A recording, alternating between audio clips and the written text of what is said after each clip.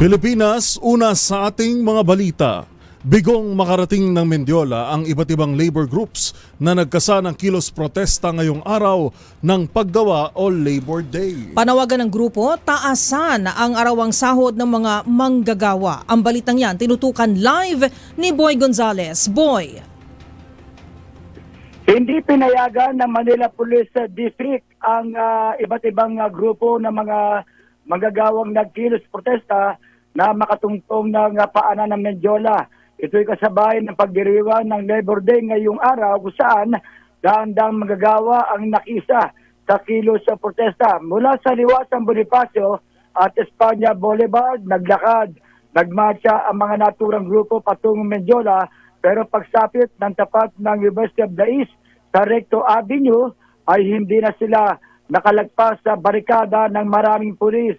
Kanilang ipinapanawagan ang taas sahod kung saan nararapat lamang manong itakda sa 1,200 ang daily minimum wage ng mga manggagawa. Ang paliwanag ng mga representante ng bawat grupo, hindi na talaga kakayanin ng kasalukuyang sweldo ng mga ordinaryong manggagawa, lalo na patuloy na tumataas ang mga pangunahing bilihin, pati na ang bayad sa kuryente.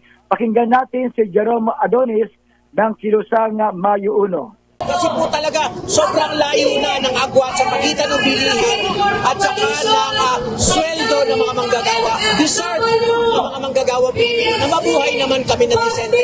Kaya we are urging Bongbong Marcos to certify as urgent bill ang 200 at kailangan din i-certified as urgent bill ang 1,200 pesos na dagdag sahod para sa lahat ng mga manggagawa Pilipino. Yun ang kailangan natin sa mga.